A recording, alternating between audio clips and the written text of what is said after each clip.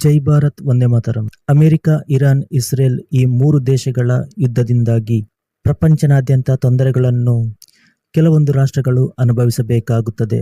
ಇದರಲ್ಲಿ ಮುಖ್ಯವಾಗಿ ತೊಂದರೆಯಾಗಿದ್ದು ಈ ಕಚ್ಚಾ ತೈಲ ವಿಚಾರದಲ್ಲಿ.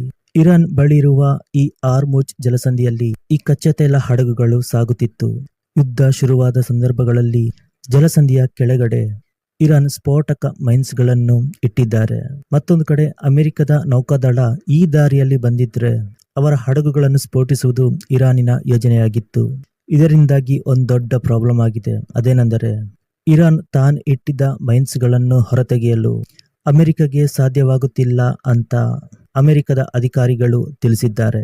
ಇರಾನ್ ಬಳಿ 5,000ದಿಂದ 6,000ದವರೆಗೆ ಈ ಸಮುದ್ರದ ಆಳದಲ್ಲಿ ಇಡುವಂತಹ ಮೈನ್ಸ್ಗಳಿವೆ. ಇರಾನ್ ಈಗಾಗಲೇ ಸುಮಾರು 200 ಮೈನ್ಸ್ಗಳನ್ನು ಈ ಹಾರ್ಮುಜ್ ಜಲಸಂಧಿಯ ಅಡಿಭಾಗದಲ್ಲಿ ಇಟ್ಟಿದ್ರು. EM-52 ಇದು ಇರಾನ್ ಬಳಸಿದಂತಹ ಮೈನ್ಸ್ನ ಹೆಸರು.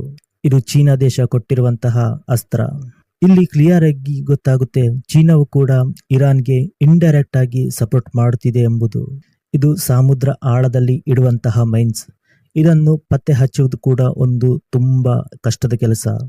ಆ ಭಾಗದಲ್ಲಿ ಸಂಚರಿಸುವಾಗ ತುಂಬಾ ಎಚ್ಚರಿಕೆಯಿಂದ ಇರಬೇಕು.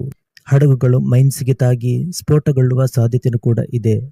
ಇರಾನ್ ತಾನು ಇಟ್ಟ ಪ್ರತಿಯೊಂದು ಬಾಂಬ್ಗಳ ಸ್ಥಳಗಳನ್ನು ದಾಖಲಿಸಿದೆ ಎಂಬುದು ಅದರ ಬಗ್ಗೆ ಇನ್ನೂ ಕೂಡ ಸ್ಪಷ್ಟತೆ ಇಲ್ಲ. ದಾಖಲಾದ ಎಲ್ಲ ಸ್ಫೋಟಕಗಳು ನೆಟ್ಟ ಸ್ಥಾನದಿಂದ ಇನ್ನೊಂದು ಸ್ಥಾನಕ್ಕೆ ಸರಿದಿರಬಹುದು.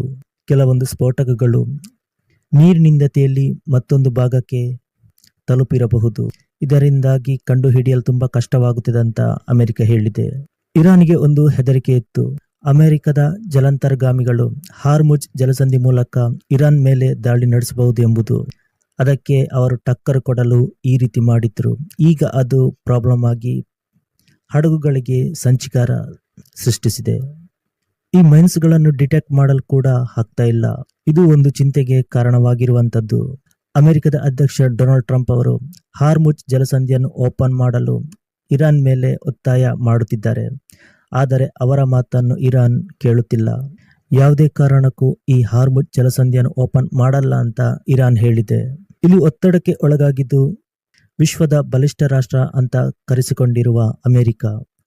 ಇರಾನ್ನ ಕೈಯಿಂದ ಅದನ್ನು ಬಿಡಿಸಿಕೊಳ್ಳಲು ಇನ್ನೂ ಕೂಡ ಅಮೆರಿಕಗೆ ಸಾಧ್ಯವಾಗಿಲ್ಲ. ಆ ಭಾಗದಲ್ಲಿ ಕೆಲವೊಂದು ಇರಾನ್ ಸೆಲೆಕ್ಟ್ ಮಾಡಿದ ರಾಷ್ಟ್ರಗಳ ಹಡಗುಗಳು ಸಂಚರಿಸುತ್ತದೆ. ಅವರು ಹೇಳಿದ ಹಾಗೆ ದಾರಿಯನ್ನು ಫಾಲೋ ಮಾಡಬೇಕು.